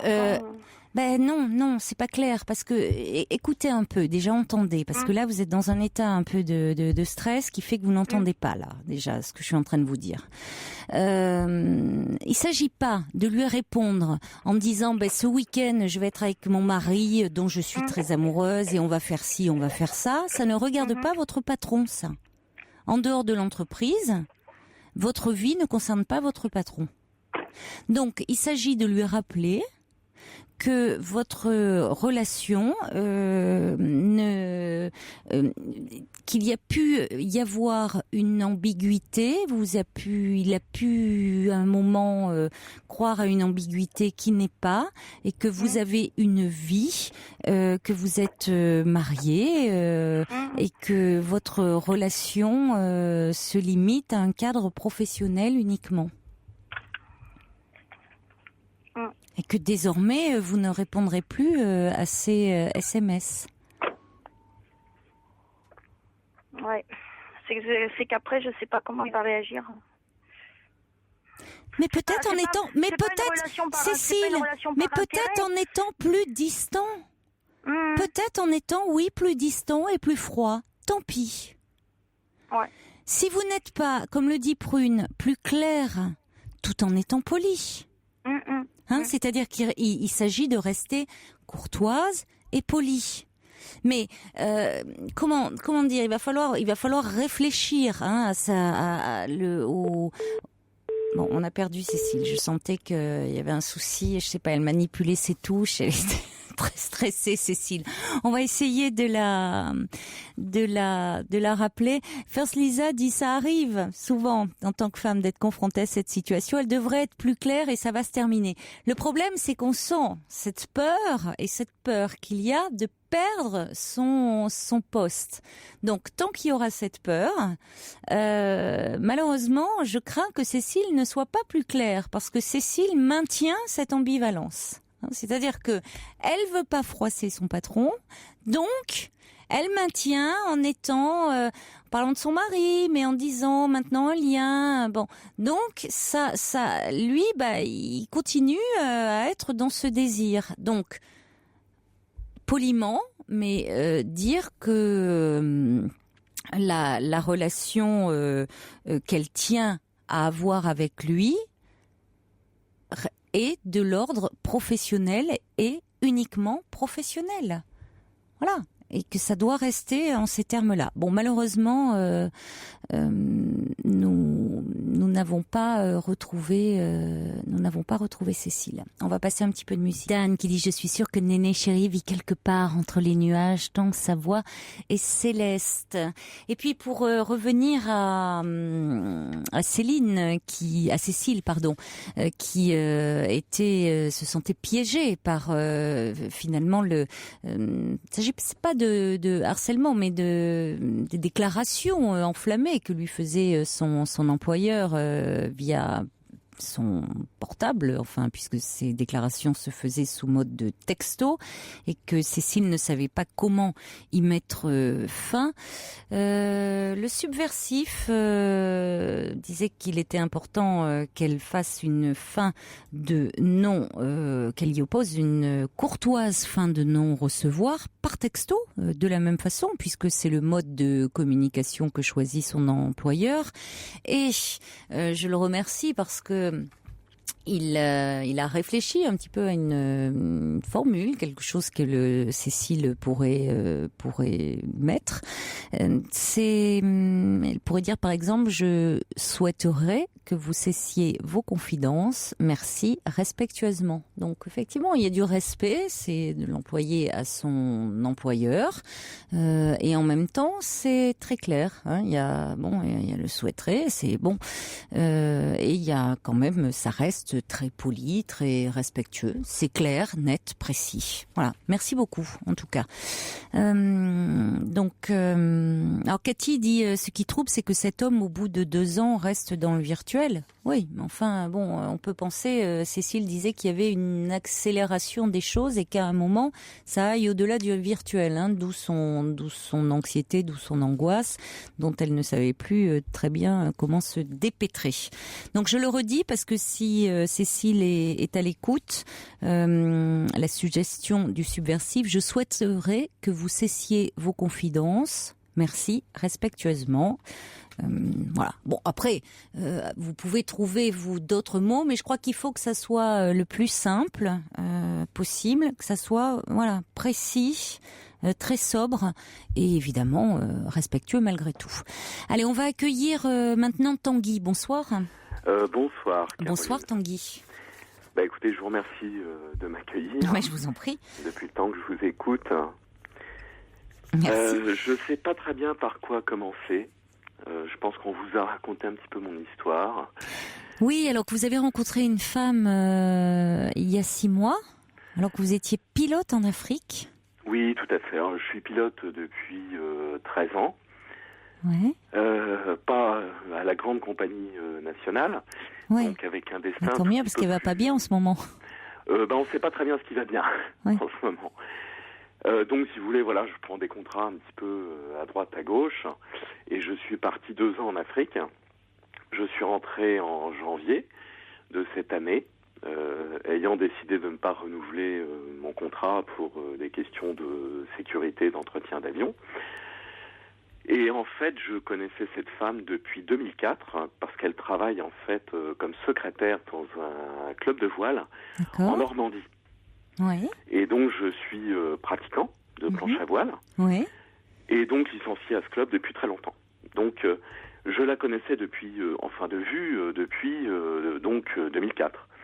Mais je n'avais jamais prêté attention à elle. Donc, je suis rentré cette année en Afrique. Bon, je suis un petit peu parisien aussi, mais très, très normand d'adoption. Mes parents ont une maison là-bas. Et donc, j'ai passé beaucoup de temps là-bas et j'ai appris... à la connaître, si vous voulez, on va dire à partir de mars-avril. Et pour être tout à fait honnête avec vous, je l'ai connue il y a 1 an et 9 mois quand je suis rentré en vacances du Gabon. Et elle s'est retrouvée dans mon lit. Voilà. Oui, ce sont des choses qui peuvent arriver. Oui, tout à fait. On était en soirée avec des amis, etc. J'étais bien, elle aussi, on s'est embrassés, etc. J'ai un petit peu insisté, je l'ai ramené chez moi. On était le lendemain, si vous voulez, je crois qu'on s'est couché à 5 heures. Il s'est pas passé grand-chose parce que j'étais fatigué. Et à 8 heures, elle s'est levée pour partir. Et je crois on était tous les deux aussi gênés l'un que l'autre. Et en fait, on s'est revus. De cette nuit passée ensemble où il ne s'est rien passé ? Pas grand-chose. J'étais un petit peu sur elle, à lui faire des petits bisous. Voilà. Un sentiment un peu de gêne de cette intimité, parce que vous connaissiez pas bien encore, c'est ça ? Peut-être. Oui, c'est pas facile. Première nuit, le premier matin. Oui, c'est possible. Et puis je la connaissais pas plus que ça. Elle m'attirait pas plus que ça. Je l'ai simplement attirée pour une danse, pour un slow, et puis naturellement, si vous voulez, on s'est embrassés. Voilà. Ensuite, je suis rentré 6 mois plus tard d'Afrique, en juillet, je crois. J'avais mes vacances en janvier et en juillet. Donc ça s'est passé en janvier. Après, je suis rentré en juillet. Je suis allé la voir comme si de rien n'était pour prendre ma licence. Voilà, on s'est dit bonjour, on a papoté 5 minutes. Enfin voilà, si vous voulez. Après, je suis reparti en Afrique et je suis rentré définitivement en janvier de cette année. Et là, si vous voulez, on a commencé à se fréquenter, j'allais dire, très régulièrement. Parce que j'ai découvert quelqu'un que je ne connaissais pas, c'est-à-dire une femme intelligente, belle, avec beaucoup d'esprit. Et que je faisais, si vous voulez, j'ai une qualité, c'est que j'aime beaucoup faire rire. Et je l'ai fait beaucoup rire. Et elle aimait beaucoup ma compagnie. Et ça a duré, si vous voulez, jusqu'à fin août. On se voyait beaucoup. Quand je voulais pas la voir ou que je ne pouvais pas, et parce que j'ai des relations très ambiguës avec les femmes, et j'hésite pas à dire non quand quelque chose m'embête. Et donc, quand je ne me rendais pas à ces invitations où elle invitait d'autres personnes, elle me renvoyait des SMS en disant t'es chier et t'es chiant, excusez-moi, littéralement dans le texte. Et puis on se revoyait plus tard, et voilà, et ça se passait très bien. Jusqu'au jour où, si vous voulez, fin août, à force de se voir tout l'été au club de voile, où elle m'invitait toujours très gentiment à prendre un petit café sur la terrasse, au soleil, ça se passait vraiment très bien. Mais malheureusement, j'allais dire, l'amitié que j'avais pour elle, où il n'y avait pas de sentiment, a basculé dans l'amour. Pourquoi malheureusement ? Je vais vous raconter, si vous voulez. Parce qu'après une soirée un petit peu, normalement arrosée de fin de saison, le 30 août, où elle m'a ramené chez moi toujours très gentiment, je l'ai un petit peu grimpé dessus dans la voiture, et puis je lui ai avoué ce que je ressentais pour elle. Et là, ça a été le choc. Elle s'y attendait pas du tout. Elle a été complètement sidérée. Et puis elle m'a dit, mais Tanguy, je comprends pas, pourquoi ? Et elle me dit, moi je t'aime beaucoup, mais c'est de l'amitié. Voilà, donc on va dire je me suis pris un beau râteau. Après, je suis descendu de sa voiture, j'ai très mal dormi, mes parents sont partis le lendemain avec toute la famille, mes petites nièces et tout, je me suis retrouvé très seul. Et puis elle m'a renvoyé un SMS très gentil en disant qu'est-ce que tu fais et tout ça. Je lui dis ça va pas très bien. Elle me dit oh là là, qu'est-ce que t'as toi ? Et je lui dis je me suis pris un râteau massif et aujourd'hui c'est un petit peu difficile. Et puis elle m'a répondu toujours très gentiment, adorable, en disant écoute, il faut qu'on se voie, il faut qu'on en parle, je t'aime beaucoup, mais pas de ce que tu voudrais. Et je dis oui, c'est dur pour moi. Et c'est très dur pour moi, parce que j'étais tombé très amoureux. Et donc, si vous voulez, là, s'est engagé une sorte pas de bataille, mais on va dire d'entreprise de séduction avec des hauts et des bas, parce que j'ai un caractère assez excessif, un peu dépressif, un peu, excessif, on va dire. Et puis, il y avait des hauts et des bas, je lui renvoyais des SMS, pas violent, mais on va dire un petit peu virulent, lui faisant part de ma déception, de ma tristesse, etc. Et puis le lendemain, ça pouvait aller très bien, je la faisais beaucoup rire, voilà. Et ça a duré à peu près une quarantaine de jours. Et puis je lui ai envoyé des fleurs, enfin, régulièrement, je lui déposais des fleurs chez elle. Bon. Et le 7 octobre, le jour de l'anniversaire de ma mère, c'est quand même quelque chose qui reste gravé dans ma mémoire. Et ben, je vais lui dire, elle a cédé à mes avances. Je sais pas si on peut appeler ça céder, mais voilà, on s'est retrouvés dans le canapé après une soirée très agréable en fait, où j'ai dû lui envoyer un SMS le jeudi en disant, bah écoute, si tu es libre le vendredi, on peut faire quelque chose, si tu le souhaites, si tu veux. En fonction de tes enfants, parce qu'elle a 2 enfants, de pères différents, enfin sa vie est un petit peu compliquée, elle a un passé compliqué elle aussi, un petit peu dégoûtée des hommes, on va dire. Et donc je lui dis, bah écoute, c'est comme tu veux, on fait en fonction. Et elle m'a renvoyé un SMS très gentil en disant, bah écoute, tu passes me prendre quand tu veux. Je me suis dit, bon, la soirée commence plutôt bien. On est allé boire un verre, on est allé au restaurant, elle m'a fait beaucoup parler sur moi. Je l'ai fait beaucoup rire, toujours. Je l'ai ramené chez elle.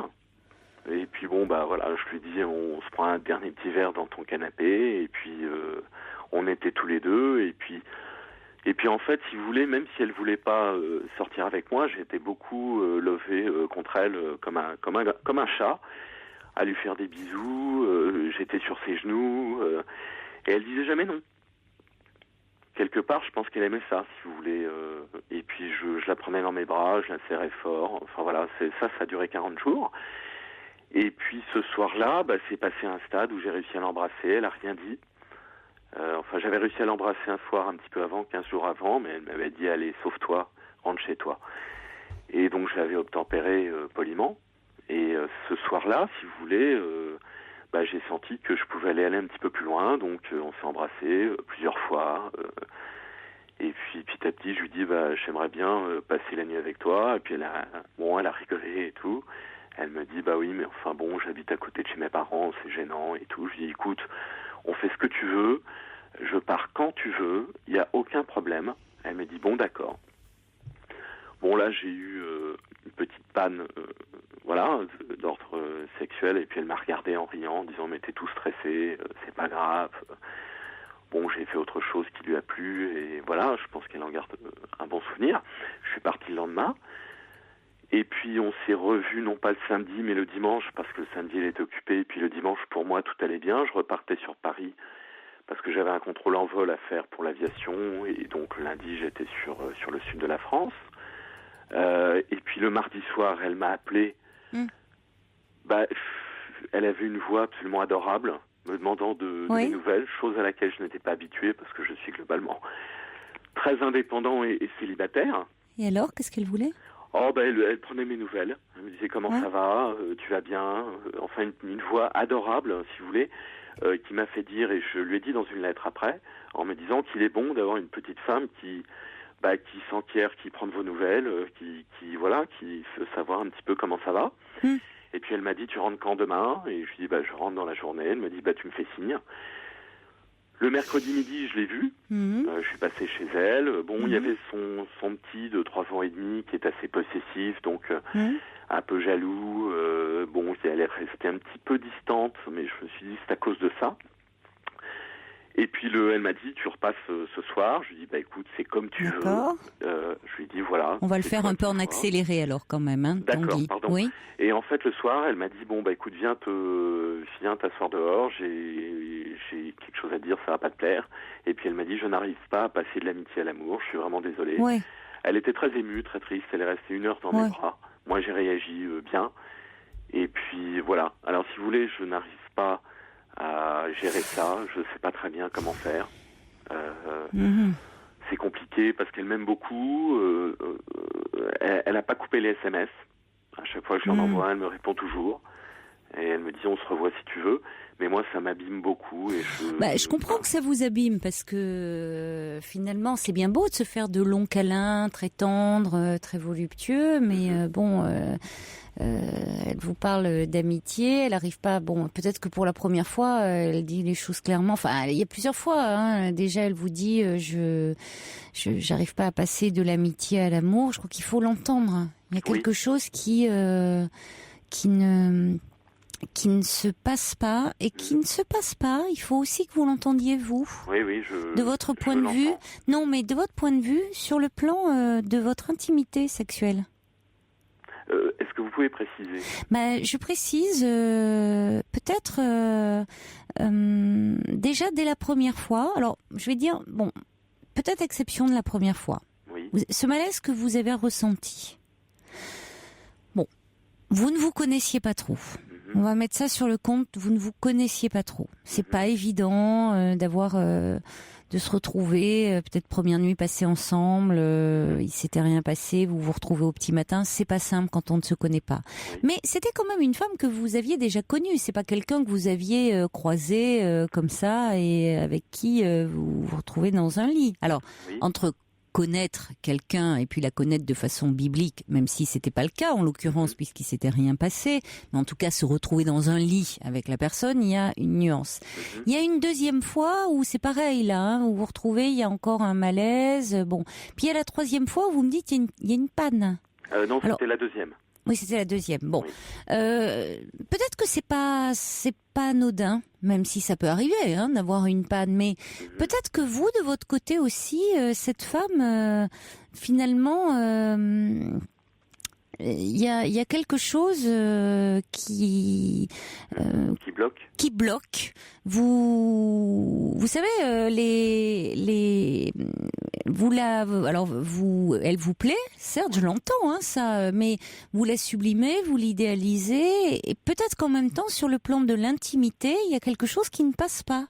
Et c'est peut-être ça aussi, de son côté à elle. C'est-à-dire qu'elle le ressent ?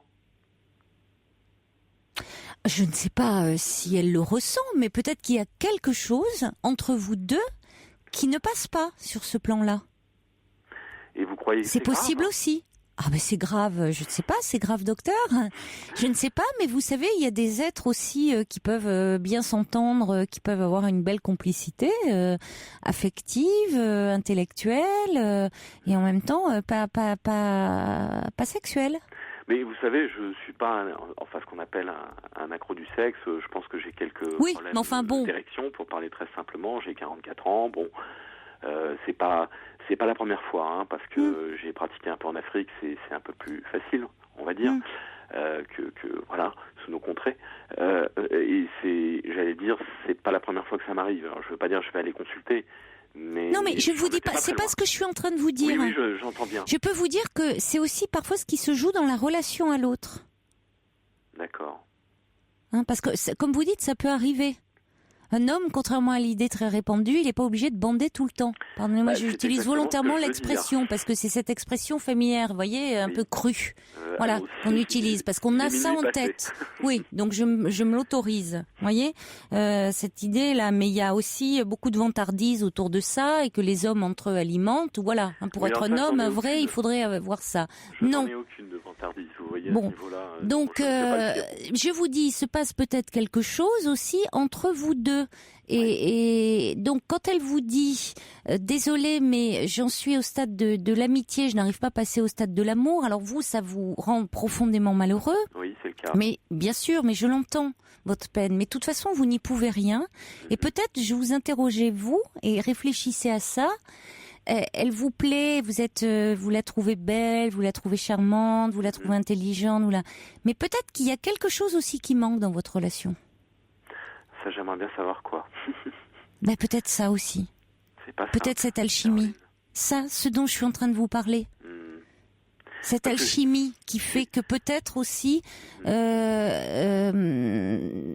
vous pouvez pas quand même à 40 ans avoir une relation uniquement platonique. Non, bien sûr. Non. Et puis j'ai pas suffisamment De référence, si vous voulez, je ne suis pas un grand séducteur. J'ai toujours été très indépendant. Donc je ne peux pas, j'allais dire, faire une moyenne ou des statistiques. Si pourquoi si vous voulez, vous pouvez pas, à un moment, vous avez essayé, vous avez tout mis en œuvre pour plaire à cette femme, pour la séduire. Bon, ça, à un moment, d'ailleurs, symboliquement, vous avez dit le jour de l'anniversaire de votre mère. Hein. Oui. Je sais pas pourquoi vous avez relevé, mais enfin c'est important, certainement pour vous. Ça, je sais pas trop. Ça tombe juste le même jour. Oui, mais enfin, c'est quand même important. Pour le coup. Comment ? Je suis pragmatique pour le coup. Non, je crois que ça va au-delà. Ah bon ? Pour moi, c'est pas neutre. Hein. Ah oui. D'accord. Bah oui, cette femme que vous cette femme. Oh, je ne dis pas ça, mais cette femme que vous sublimez tant, que vous idéalisez tant. Vous faites tout après une cour comme ça effrénée, et là c'est c'est rendez-vous le jour de l'anniversaire de votre mère. C'était un peu par hasard, si vous voulez, parce que moi je suis pas en Normandie tout le temps. C'est tombé un peu comme ça. Hein. C'était un vendredi. Ses enfants étaient partis en week-end, donc le vendredi soir elle était disponible. Je vous aurais dit le samedi 8, ça n'aurait été que le lendemain.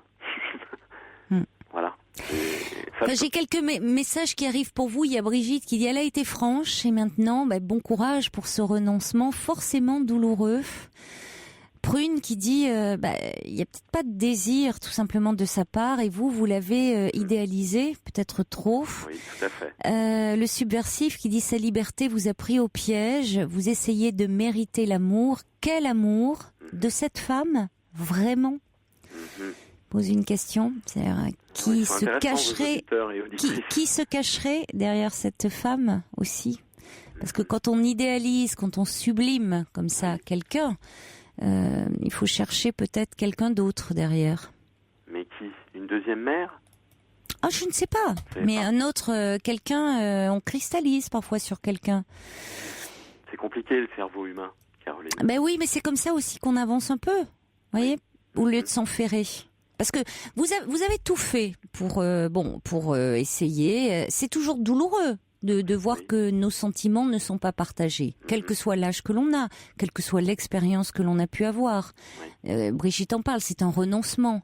Mais maintenant, vous ne pouvez pas, vous savez bien que s'acharner ne sert à rien, parce qu'alors après on tombe dans c'est perçu par l'autre à juste titre comme du harcèlement. Tout à fait. Donc vous ne pouvez que comprendre pourquoi cette femme que pendant des années vous n'aviez pas vue. Hein. C'est pour ça que je dis et je parle de cristallisation. Hein. Mais qui te garde là pendant. Mais oui, mais c'est pour ça. Tout d'un coup, cette femme, pendant des années, vous ne l'aviez pas vue. Je rappelle, vous nous avez quand même dit, vous partagiez le même club de voile. Oui, tout à fait. Elle était complètement transparente à vos yeux, et en 3 jours, vous l'apparez de toutes les qualités. C'est un peu ça. Oui. Ça s'appelle un peu de la cristallisation. C'est-à-dire que tout d'un coup. Qu'est-ce qu'elle devient à vos yeux? Et c'est ce qui est intéressant. Donc, ça rejoint un peu pourquoi tout d'un coup vouloir l'amour et être en attente de l'amour de cet être-là. Voilà, c'est tout le mystère. J'allais dire intellectuellement, si vous voulez. Oui, après on peut rationaliser comme on veut. Bien. Ouais. Bon. Mais il y a d'un côté les femmes avec qui on a peut-être des relations comme ça. Voyez, vous parlez de l'Afrique avec qui, voilà, il y a des femmes avec qui on a des relations pauvres de passage et tout, ça compte pas trop. Et puis il y a la femme intelligente, belle, qui a toutes les qualités. Et puis celle-là, ça reste impossible. C'est peut-être pas aussi tranché que ça, Tanguy. Faut peut-être réfléchir à ça aussi. Et ça explique peut-être certaines de vos difficultés avec les femmes, y compris d'ailleurs sur le plan de l'intimité. Et certaines de vos peurs. Oui, il y a ça aussi. Pourquoi elles vous font peur? Pourquoi vous avez peur des femmes? Donc il y a celles qu'on tient à distance, il y a celles avec qui on peut avoir des relations sexuelles, et là ça marche pas trop mal. Et puis il y a celles qui font peur parce qu'on les idéalise trop, et là ça se passe moins bien forcément. Oui, c'est tout à fait. Mais ça, c'est peut-être un peu à travailler. Vous avez raison, en thérapie.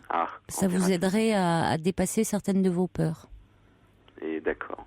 Et donc, donc à désidéaliser cette personne. Ah ben ça vous aiderait, ça c'est sûr. Si je puis m'exprimer ainsi. Oui. Oui. Bien. Bon, les avis sont unanimes, hein, si je comprends bien. Un autre message qui dit, vous parlez d'une femme belle, je crois vous vous êtes trompé d'histoire, un beau contexte de soir d'été, la femme de votre vie, aimante, vous devez encore la dénicher. Ah oui. Ah oui. Les avis sont unanimes. Oui, un peu, c'est vrai. Il n'y en a pas une qui me dit accrochez-vous. Hein. Non, pas du tout. Pas une. Hein. Non, ouais. Pas une et pas un. Absolument, oui, non. Une et un, pardon. Non. Ouais. D'accord. Bien. Bonsoir Tanguy. Bonsoir Caroline. Bonsoir. Merci. Pour intervenir dans l'émission, appelez le 39 21 34 centimes la minute. Si, pour être tout à fait honnête, je disais, il n'y en a pas une ou pas un qui dit qu'il faut s'accrocher. Si, il y a Ahmet, mais il voulait pas passer au 39-21, qui dit, j'ai connu cela dans le passé avec celle qui est devenue ma femme. Je l'avais pas vue au moment où j'avais Tanguy au téléphone. Il faut quand même que je sois honnête aussi. Il dit, on est mariés depuis 16 ans, je lui ai laissé du temps. Et Ahmet ajoute, je pense que cette femme est partagée entre l'amour de ses enfants, sa vie, etc. Il faut juste lui laisser le temps de s'adapter petit à petit. Voilà. Donc, on en avait un, Tanguy, mais je n'avais pas vu sa petite fiche s'afficher sur mon écran. Bonsoir Martine. Martine, vous êtes avec nous ? Bonsoir. Oui, je suis avec vous. Bonsoir. Je voulais d'abord vous remercier de prendre mon appel. Mais je vous en prie. J'étais intervenue tout à l'heure, je vous avais contacté par rapport à l'histoire des doudous, avec la grand-mère. Ah oui, la grand-mère et sa petite fille dont... Voilà. Le doudou avait été supprimé, la petite fille de 3 ans, et les parents avaient supprimé le doudou de façon, c'est du jour au lendemain, un peu. Un petit peu dur, oui. Ouais, et qui avait une activité, la grand-mère était un petit peu, Marie s'interrogeait parce que la petite fille avait une activité auto-érotique.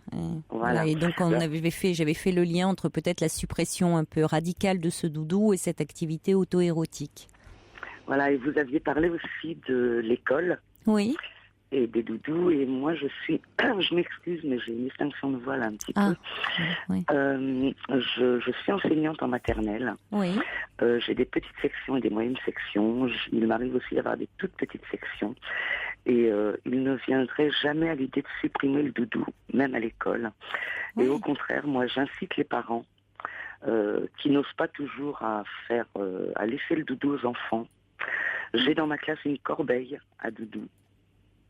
Et les doudous, parce que moi je trouve que c'est un lien formidable entre la maison et l'école, et que ça facilite la socialisation des enfants, l'entrée à l'école, etc. Parce que ils passent la journée avec nous. Et je m'aperçois que, par exemple, après la rentrée des classes, moi je leur dis, voyez, il y a une corbeille à doudou, on les met là, ils passent la journée avec nous, vous voyez, si vous voulez aller les voir, vous allez les voir. Et petit à petit, le doudou passe toute sa journée dans la corbeille. Il arrive même quelquefois... Allô ? Oui. Ah, oui. Il arrive même quelquefois que l'enfant oublie le doudou le soir. Ah, oui, c'est plutôt bon signe, oui. Il m'est arrivé de ramener les doudous à la maison des enfants. Parce que les enfants avaient oublié leur doudou et que je savais que c'était primordial. Ça peut être un drame. Oui. Voilà. Et je vous assure que c'est un lien formidable. Enfin, s'il y a des enseignantes qui n'acceptent pas du tout le doudou, moi je leur conseille de l'accepter, de le prendre dans la classe parce que c'est je ne savais pas que ça pouvait se faire. C'est une initiative personnelle. C'est une excellente idée, ça. Oh non, je connais aussi d'autres instituts qui le font. Hein.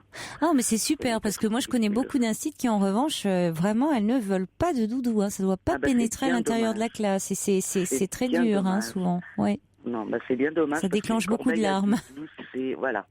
Une corbeille à doudou, pour moi, c'est un trésor, quoi. Enfin, le doudou, en plus, reste le plus souvent. Alors, de temps en temps, ils vont le chercher.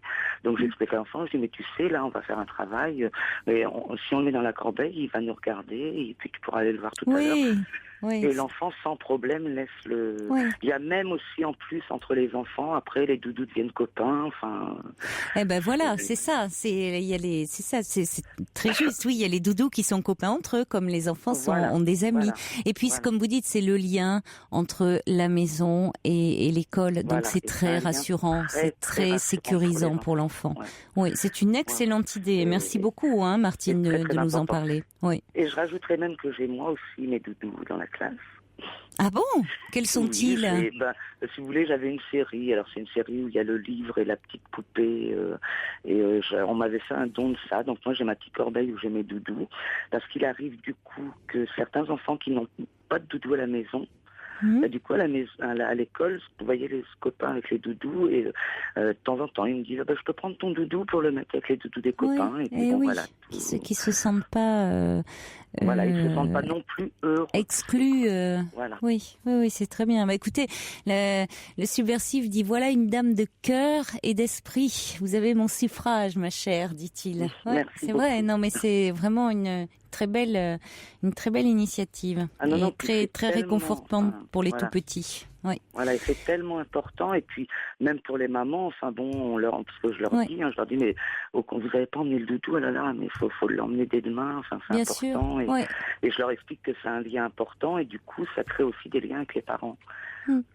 Merci beaucoup, Martine, de nous en avoir parlé. Puis peut-être que ça donnera l'idée à d'autres enseignants, puisque je sais qu'il y en a beaucoup qui sont à l'écoute de l'émission.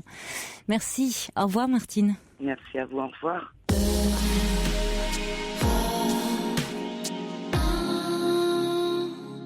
Bonsoir Yves. Bonsoir Caroline. Bonsoir.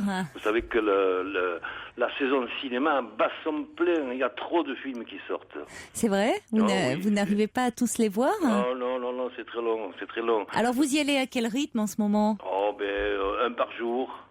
Un par jour? Un par jour, oui. Ah oui, vous pourriez augmenter, parce que quand c'est... Non, pas plus. Ça fait un peu overdose quand on dépasse un film par jour. Écoutez, vous ne voulez pas devenir dépendant non plus. Oui, c'est vrai, oui. Et c'est bien. Un par jour, c'est déjà pas mal. Vous devez quand même... Et avec un par jour, vous ne les voyez pas, vous ne voyez pas encore tous ceux que vous voudriez voir. Un par jour, disons, 5 par semaine quand même. Oui, écoutez, le week-end, je m'abstiens. Le week-end, c'est relâche? C'est relâche. Je fais relâche. Alors, qu'est-ce que vous avez vu dans toute cette sélection? J'ai découvert ce film avec Jean-Pierre Daroussin, de Bon Matin. C'est un film qui est sorti il y a 2 semaines et qui est très bon. Daroussin, il est formidable. C'est un film c'est sur la relation au travail. D'ailleurs, l'histoire s'inspire d'un fait divers. Et l'histoire d'un cadre de banque employé modèle, compétent, apprécié de ses supérieurs et qui voit soudainement son univers professionnel se dérégler, s'écrouler complètement. Oui. Et ça, je pense que je peux le dire, le film commence par l'assassinat de ces 2 patrons par lui-même, quoi. Vous pouvez le dire puisqu'on les voit dans les bandes annonces. Voilà. C'est ce qui est diffusé, donc oui. Vous ne déflorez pas le suspense, Ensuite, c'est un flashback qui relate pourquoi et comment il en est arrivé là. Et c'est un film qui c'est glaçant, ça fait peur parce que finalement ça concerne surtout ce genre de profession où c'est la banque, la haute finance, il n'y a que le fric qui compte. Et c'est assez impressionnant quand même comme sujet. Et passionnant, intéressant, surtout dans le contexte actuel en plus. Tout à fait. Tout à fait, surtout en période de crise comme ça. Et donc, il y a que l'argent qui compte, les objectifs, le chiffre, voilà, ce sont des gens qui n'entendent que ça. Et ils croient bien faire leur travail. En fait, non, c'est pas suffisant. Alors voilà. Alors ça influe sur la vie privée, tout ça, les relations avec son épouse et tout, et voilà. Et c'est un fait divers, ça, je ne savais pas. Oui, ça s'est passé en Suisse. Oui. C'est ce que j'ai lu quand le film est sorti. D'accord. Ouais. Voilà. Et Jean-Pierre Daroussin est formidable. C'est un. Il est merveilleux et on voit il a une palette incroyable à son registre. Très bon. Même tous les seconds rôles qu'il y a dans le film sont très bien tenus, oui. Et ensuite, alors j'ai vu un film. Là, j'en parle aujourd'hui parce que il sort aujourd'hui et Bruno Kras a fait une très bonne critique hier ou avant-hier et c'est un film que j'ai vu à l'avant-première il y a une quinzaine de jours ici et en présence du réalisateur Bruno Dumont. Oui. Et le film s'appelle Hors Satan. Alors, c'est très particulier. Je ne vais pas vous raconter l'histoire, mais parce qu'en fait l'histoire est assez secondaire. C'est pas quand le Bruno Dumont a fait son débat, on comprend mieux ce qu'il veut faire. Bruno Dumont c'est un passionné de peinture surtout, et il adore Van Gogh et ce genre de tableaux. Et son film est tourné dans sa région d'origine, c'est-à-dire c'est la côte d'Opale, c'est au bord de la Manche, côté Pas-de-Calais, vous voyez. Oui, c'est une région très sauvage, en bord de mer, où il y a des dunes, et le film est en grand écran, et lui, ce qu'il veut, c'est les paysages. Et en fait, il fait un peu comme Van Gogh, mais plutôt comme pinceau. Il a une caméra, et c'est magnifique à regarder. Maintenant, ce qu'il raconte, c'est très particulier. C'est très particulier, c'est l'histoire d'un marginal qui se fait aider à droite, à gauche, dans un milieu campagnard très fermé. Et il y a un rapport avec la religion, avec le bien et le mal. Voilà, j'irai pas plus loin. Un peu sombre ou... Pardon ? Non, c'est un film un peu sombre ou... C'est très sombre. Très sombre. C'est très sombre, oui. Oui, les films dont vous nous parlez aujourd'hui sont assez sombres là, ce soir. Oui. Heureusement qu'il y a votre chaleur habituelle, votre accent qui avec vous tout passe. Mais vous rejoignez souvent la vie de Bruno Kras. D'ailleurs, j'ai remarqué. Oui, c'est vrai. Souvent, vous êtes souvent d'accord. Il y a Sergio allez, qui vous dit un grand bonjour amical à notre monsieur cinéma favori. Et puis Eridan qui dit vous Yves est un art à lui tout seul. Chapeau, dit artiste. On vous embrasse et merci. Alors je vous en reparlerai. Police, oui. On attend, on compte sur vous, Yves. À bientôt, je vous embrasse. Je suis obligée de rendre l'antenne. À bientôt, Yves. À bientôt. Au revoir. Très belle nuit à vous. Faites de jolis rêves. Il est maintenant 1h. Vous écoutez Europe 1, l'heure des informations présentée par Émilie Bonneau.